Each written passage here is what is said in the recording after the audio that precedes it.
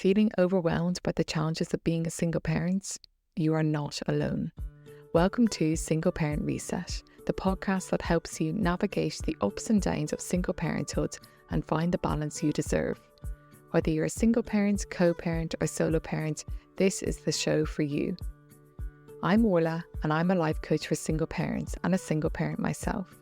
For more about me and the services I offer, head to sudlescoaching.com. As a single parent, I know how hard it can be, but I believe every single parent has the strength to create a life that they are proud of. In each episode, we'll shine a light on the unique struggles single parents face and cover the aspects of single parenting that are often overlooked or left unspoken. I'll be sharing actionable steps to help you overcome these challenges and find more calm and fulfillment in your life. Single Parent Reset is your weekly opportunity to gain a fresh perspective, take back control, and feel more in charge of your journey. Are you a co-parent struggling with how to communicate with your fellow co-parents? Are there times where you've regretted how you've spoken to your co-parents? In this episode, we are going to talk about how through effective communication strategies, you can set up your co-parenting relationship for success. Learning how to put your emotions aside and focus on what truly matters when it comes to speaking to your fellow co-parent, and that is the well-being of your children.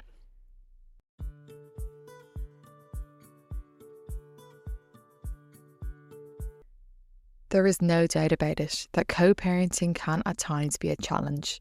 Navigating raising a child with an ex-partner is not the dream scenario anyone thought of when they became a parent. Even if your separation from your child's other parent was amicable, it can still be a challenge to keep a balanced and harmonious relationship when it comes to sharing the responsibility of raising your children in two separate homes. One thing that is an absolute must for any co-parenting relationship is effective communication. It can be all too easy for wires to be crossed, for emotions to run high, and keeping a level head when communication can be all the difference between positive co-parenting relationships and fractious ones.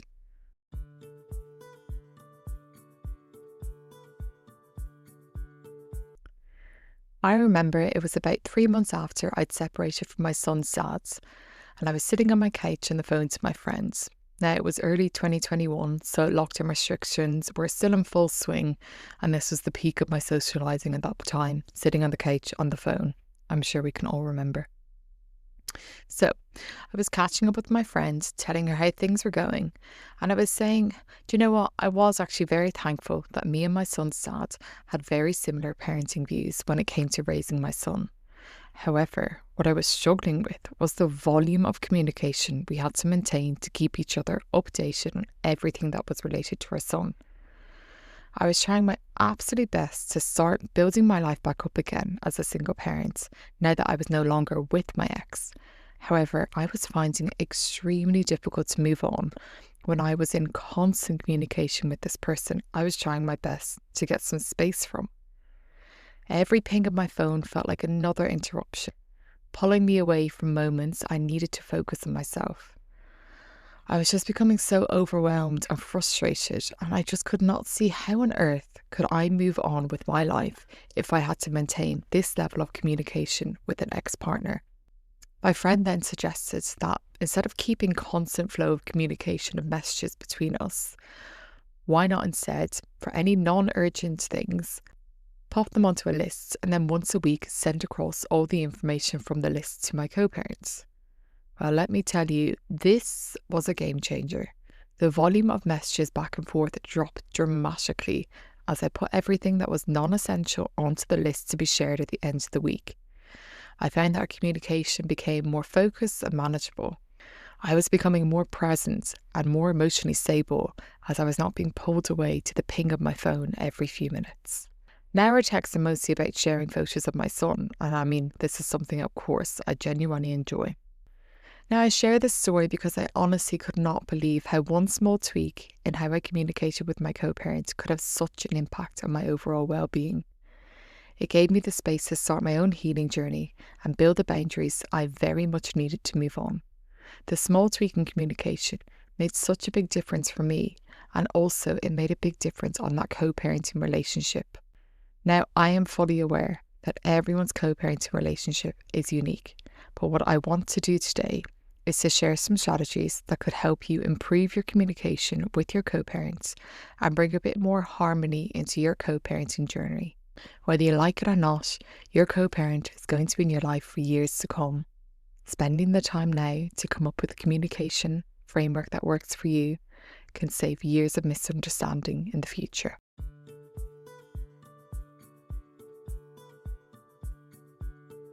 There are many different ways to approach how to communicate with your co-parents.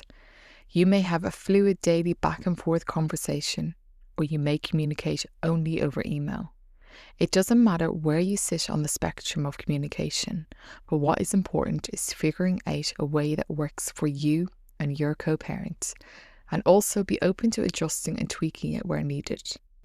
Do not compare yourself to others or let friends or family members' opinions impact your communication with your co-parents.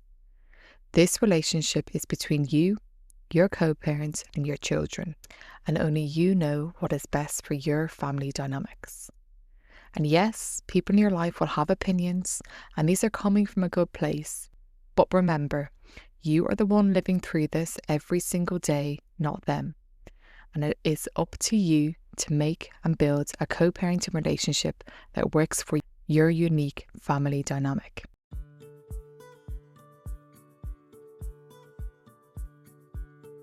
Now I'm going to share some communication strategies that can be beneficial to co-parenting relationships.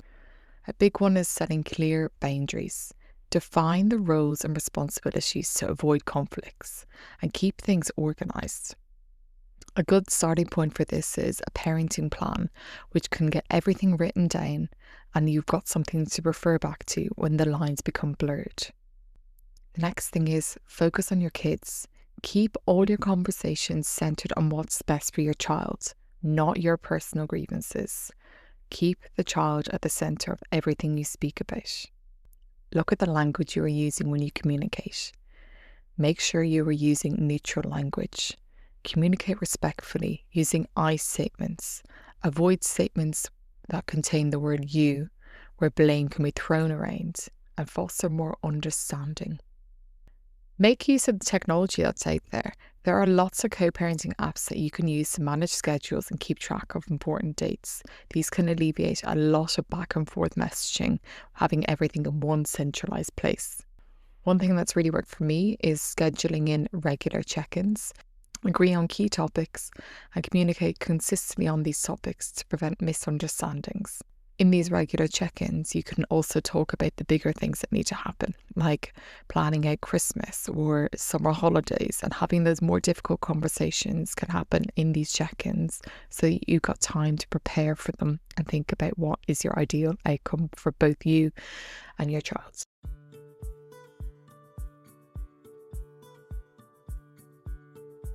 Now, my absolute favourite one, and this is one that I use time and time again.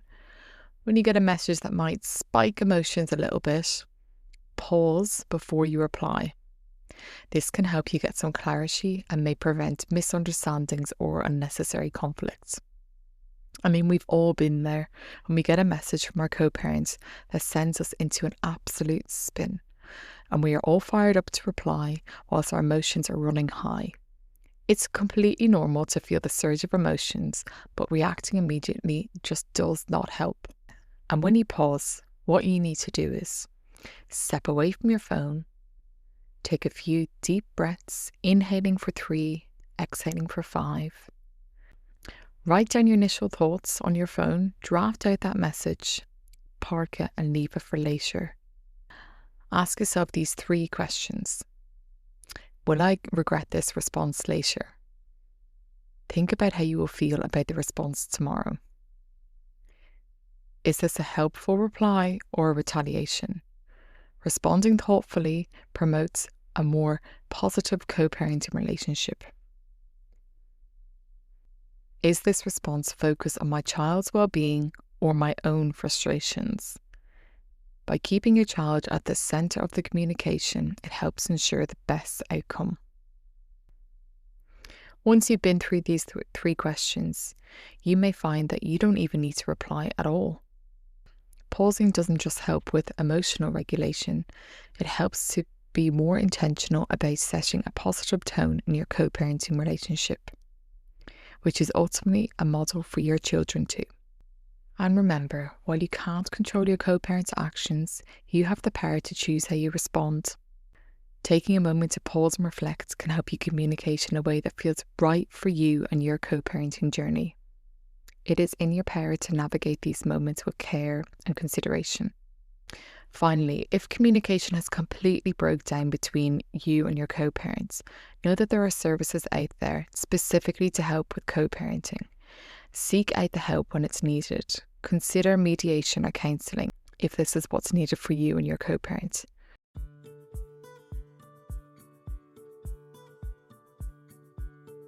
Co-parenting was not the job many of us set out to do, but here we are now. And in order to make the most of your co-parenting relationship, working on how you communicate is key. There may be some trial and error, and that's okay. The main thing is that you are keeping your children at the centre of the conversation and giving yourself space to deal with your emotions too. What's one small change you can make today that will help you feel more in control of your communication? Give one of the strategies suggested today a go and see what results you get.